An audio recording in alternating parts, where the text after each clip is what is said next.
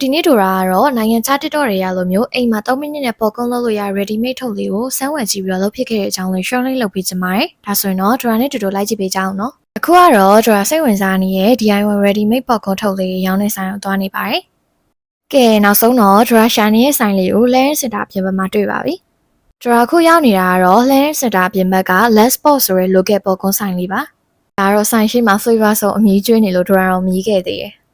ထူးထူးခြားခြားသူ့စီမှာပေါ်ကုန်းကိုပဲ chocolate တို့ cheese တို့နဲ့ flavor 9မျိုးတောင်ရွေးလို့ရသေးတယ်။ဒါအရင်စိတ်ဝင်စားနေတဲ့အိမ်မှာလွယ်တကူလို့စားလို့ရတဲ့ DIY ထုတ်တယ်ပြင်သူ့စီမှာဒီလိုမျိုး ready made ပေါ်ကုန်းတွေမှာ flavor အဆုံးရှိရဆိုလို့တို့ကတော့ဆက်စုခဲ့သေးတယ်။ဒါကတော့သူ့စီမှာရတဲ့ပေါ်ကုန်း flavor လေးတွေပါ။ဒါကတော့တို့အရင်စိတ်ဝင်စားနေတဲ့အိမ်မှာလွယ်တကူလို့ရတဲ့ DIY ထုတ်လေးတွေပါ။အဲ့ဒါလေးတွေကတော့သူ့စီမှာ original flavor တစ်မျိုးပဲရသေးရလို့ပြောတယ်။ဒါကတော့ဆိုင်မှာပေါ်ကုန်းလုံးနေရလေးတွေ့လို့သဘောကျလို့ရိုက်လာလေးတစ်ဖြတ်ပါ။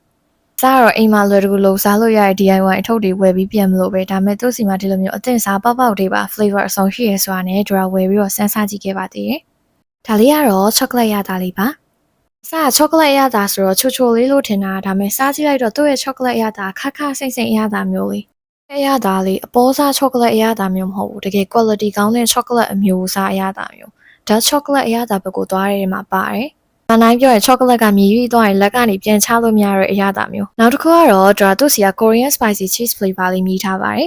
်သူကတော့ mala spice အရာတာလေးနဲ့ cheese ရတာစိမ့်စိမ့်လေးတွဲထားတာမျိုးဆက်ခပ်ပပလေးနဲ့ cheese ရဲ့အရာတာစိမ့်စိမ့်လေးဆိုတော့တော်တော်လေးလိုက်ဖက်ပြီးတော့စားလို့ကောင်းတယ်ဒါကတော့အိမ်ပြန်အိမ်နှစ်ထုပ်ဖြစ်ချား flavor တွေနဲ့ ready made ထုတ်တွေပါဝယ်ခဲ့သေးတယ်ဒါလေးကတော့ဒီ last spot က10ထုပ်ဝယ်တစ်ထုပ် free ပေးရဲ့ကတ်လေးပါဒီမှာကြည့်သူ့ကတ်လေးကချစ်စရာလေးကဲဒါတော့အိမ်ရောက်ချင်း3မိနစ်ပေါ်ကွန် DIY ထုတ်လေးကိုစမ်းထားရလေးပါသူကတော့ထောပတ်စီရဲ့တကြားရဲ့ concept လေးတွေကိုအသင်းလုံဆိုင်အောင်တွဲပေးထားတဲ့ DIY ထုတ်လေးပါသူကတော့ထိတ်ကလေးကိုကကြီးလေးနဲ့ညှက်ပြီးတော့ဒီလိုမျိုးအိုးတွေကိုအကုန်လုံးထည့်လိုက်ပါတယ်ကြံနေတဲ့ထောပတ်စီလေးကိုပါအိုးတွေကိုထည့်လိုက်ပါတယ်ပြီးရင်တော့ဒဲအိုးလေးကိုအနေငယ်ပူပေးပြီးတော့3မျိုးလုံးကိုတေချာရောနှံ့သွားအောင်လို့မှွေပေးရပါမယ်ဒီလိုမျိုးထောပတ်စီတွေကိုတကြားကြီးအကုန်ပြောသွားရတဲ့မှွေပေးပါနော်အကျဉ်းမှွေပေးရတဲ့သူကတော့ဒီလိုမျိုးဖြည်းဖြည်းလေးနဲ့မှန်မှန်လေးမှွေပေးရင်ရပါပြီ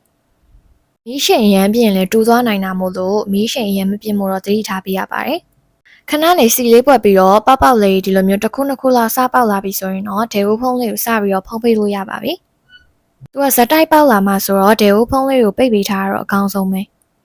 ဒီလိုမျိုးအိုးထဲမှာနည်းနည်းများများလေးပေါက်လာပြီဆိုရင်တော့အရသာလေးအကုန်ရောသွားအောင်လို့အိုးလေးကိုရှိတ်ပေးရပါမယ်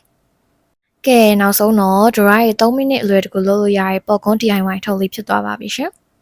သူကတော့ original flavor လေးတစ်မျိုးပဲရှိပါတယ်။ဒါကတော့သူကအခုအိမ်မှာဖောက်ထားတယ်ပေါ့နော်။ပေါ့ကွန်လေးပါ။ရင်ကျွေးပါတယ်စားပါအောင်ရှင်။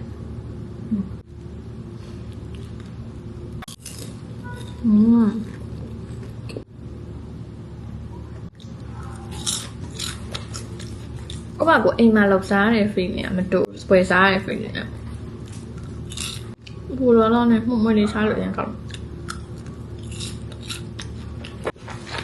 ါတော့ drone က kitchen ထဲမှာလုပ်တဲ့ထုတ်ပေါ့နော်။သူကတော့ butter ရဲ့ concept ရဲ့တခြား3ခုတွဲပေါ့နော်။ဒါ3ခုလုံးဖောက်ထည့်ပြီးတော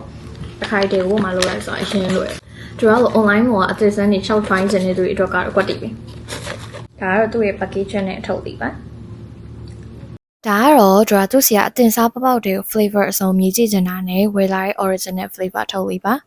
original flavor ထုတ်ကတော့ဒရာခုနအိမ်မှာလုပ်စားတဲ့ flavor နဲ့အရသာတစ်ခုတည်းပဲ။ထူးထူးခြားခြားကတော့သူ့ရဲ့ original flavor ကနိုတကြားရတာလေးပါ။တော့လေတို့အပြင်မှာပုံမှန်ဝယ်စားနေကြပေါ့ကွန်66ကြီးလို့မဟုတ်ပဲနဲ့ထောပတ်ဆူဆူလေးနဲ့မှုမွေးချွတ်ချွတ်လေးတော်တော်လေးစားလို့ကောင်းတယ်။ပေါ့ကွန်အိတ်လေးဖွင့်လိုက်ခဲ့ရသူ့ရဲ့ထောပတ်နဲ့လေးကတင်းနေရပဲ။တို့ကတော့သူ့စီက flavor အစုံရှိတဲ့ဒီပေါ့ကွန်ထုတ်လေးပါ try ကြည့်ဖို့ recommend ပေးပါတယ်။သူ့စီမှာရောင်းတဲ့အိမ်မှာအသင့်စားတဲ့ပေါ့ကွန် flavor အထုပ်တွေကတော့ flavor အစုံကတော့9မျိုးရှိပါတယ်။တို့ကတော့ဂျုံနာနဲ့အကုန်ဝယ်လာလိုက်ပါတယ်။ဆိုတော့ဒီဒုတိယတစ်မျိုးတော့သူက cheese လေး try ပါမယ်။ရတာလေးတွေတော့ဒီလိုမျိုးအိတ်ရဲ့ထိပ်မှာကပ်ပေးထားပါတယ်။ပုံမှန်ကတော့ original flavor လွင်ကျန်တဲ့အရသာတွေအကုန်လုံးကတော့ဒီလိုမျိုးလေးလုံးအိတ် packaging လေးနဲ့လာတာပါ။ cheese ကတော့သူ့စီမှာ2မျိုးရှိပါတယ်။ဒါလေးကတော့ cheese အချိုလေးပါ။ဒရာဆိုင်မှာမြည်လာတွေကတော့ Korean spicy cheese လေးပါ။မနိုင်ပြောသူ့ရဲ့ cheese ရတာငငယ်စိမ့်စိမ့်လေးဖြစ်မယ်လို့ထင်တာ။ဒါပေမဲ့စားကြည့်လိုက်တော့ချိုချိုစိမ့်စိမ့်လေး။ဒရာထင်တာသူ့ရဲ့ cheese ရတာကိုတော်တော်များများလေးကြိုက်ကြမယ်ထင်တယ်။ chocolate ပြီးသွားရင်တော့ဒီ cheese ရတာလေးကိုတော့ဒရာတော့အကြိုက်ဆုံးပဲဒီကတော့ဒီမှာ cheese ကုန်လေးပါ မွေးနေရပြောင်းမုန်းနဲ့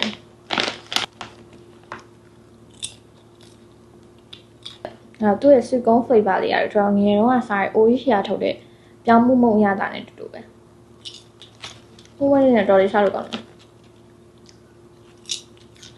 ဒါလေးကတော့ကိုကိုနဲ့အရသာလေးပါသေချာချင်းသူ့ရမှာကိုကိုနဲ့ flake လေးပါဖြစ်လိုက်ဒီမှာကြည့်သူ့ရဲ့ကိုကိုနဲ့ flavor ဒီလိုကိုကိုနဲ့ flake လေးပါပါတယ်အများကြီးပဲစားလိုက်ရင်သူကပါဇက်ထဲမှာအုံးသီးရတာစိမ့်စိမ့်လေးရတယ်ဒီအုံးသီးအထုပ်ထဲမှာတော့သူကကိုကိုနတ် flake လေးရောဒီလိုမျိုးအုံးသီးအမှုန့်လေးပါပါသေးရဲ့ပေါက်မှာသေးချခြင်းအုံးသီးရတာလေးကတော့လူကြီးတွေတော်တော်များများကြိုက်ကြမယ်လို့ထင်တယ်သဘောကျတဲ့ချက်တစ်ခုကတော့သူက chemical ဓာတ်တို့ပျက်စီးမပါတဲ့အတွက်ပုံမှန်လိုမျိုး3လ6လတော့မခံအောင်သူကတော့1ရက်ကနေ10ရက်ထိတော့ခံတယ်လို့ပြောတယ်